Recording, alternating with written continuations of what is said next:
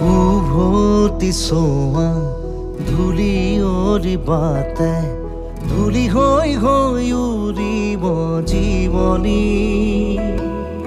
উজুতি খোৱা উচুপনিবোৰে